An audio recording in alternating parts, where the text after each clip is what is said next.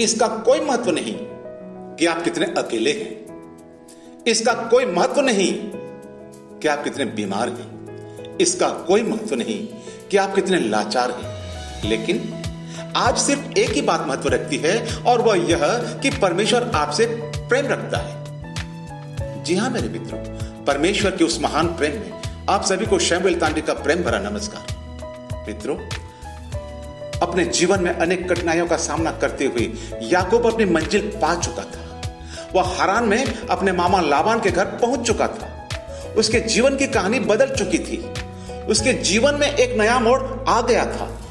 जिस प्रकार उसने अपने पिता व बड़े भाई को धोखा दिया था, अब उसका परिणाम उसे मिल रहा था। उसका मामा लाबान भी उसके साथ ठीक वैसा ही कर रहा था। इस कारण याकूब ने लाबान के साथ बेईमानी शुरू कर दी और गलत तरीके से उसकी भेड़ें चुराने लगा। जब वह काफी धनवान हो गया तो उसने एक दिन चुपचाप हारान से भागने की योजना बनाई। फिर उसने सुना कि उसका बड़ा भाई एसाव उससे मिलने आ रहा है। वह डर गया और सोचने लगा कि एसाव उसे मार डालने के लिए आ रहा होगा। वह उससे बचने की युक्ति सोचने लगा और स्वार्थपूर्ण युक्ति से अपनी यात्रा में आगे बढ़ता गया। लेकिन जी हां, लेकिन फिर भी परमेश्वर ने उसे नहीं छोड़ा मेरे प्रियो। और अधिक अपना प्रेम प्रकट करने के लिए परमेश्वर ने उसकी रक्षा हेतु एक स्वर्गदूत को, जी हां, एक स्वर्गदूत को उसके पास भेज दिया ताकि वह उसे खतरे से बचाए। मेरे प्रियो, जब भी हम खतरे में पड़ते हैं तो परमेश्वर हमारी रक्षा करने के लिए अपना स्वर्गदूत हमारे पास भेज देता है। इस यात्रा में याकूब ने जिस पुरुष से मल्ल युद्ध किया वह स्पष्ट रूप से मसीह का देह धारण पूर्व रूप है। पढ़ सकते हैं ये होशे 12वां अध्याय उसका 3 और 4 पद। इस मल्ल युद्ध में परमेश्वर ने याकूब को तोड़ा और उससे कहा, अब से तू परमेश्वर का पुत्र, जी हां, परमेश्वर का राजपुत्र अर्थात इस्राएल कहलाएगा। उत्पत्ति 32 उसका 28 पद।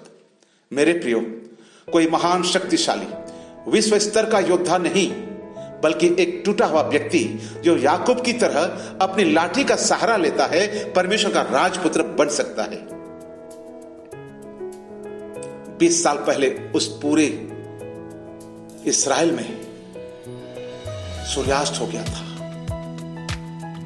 नबियों की कमी थी और आत्म जागृति नहीं था। हां मेरे प्रियो, हां मेरे प्रियो, सूर्यास्त हो गया था। लेकिन जब याकूब के जीवन में परमेश्वर प्रवेश करता है, उस युद्ध के द्वारा परमेश्वर से याकूब की जब मुलाकात होती है तो वो सूर्यास्त अब बदलकर सूर्योदय बन गया था। जी हां, अब याकूब के जीवन में परमेश्वर को साक्षात देखने के बाद न केवल प्राकृतिक सूर्योदय हो गया था, बल्कि धार्मिकता का सूर्योदय भी हो गया था, जो कि ज्योतियों के पिता परमेश्वर की ओर से मिला एक उत्तम दान था। पद 31 पढ़ सकते हैं। क्या आप भी चाहते हैं कि आप पर सूर्योदय हो जाए और आप परमेश्वर का राजपुत्र बने? तो अपने आप को तोड़िए। टूटा हुआ मन परमेश्वर के योग्य बलिदान है। टूटे और पिसे हुए मन को परमेश्वर तुच्छ नहीं जानता।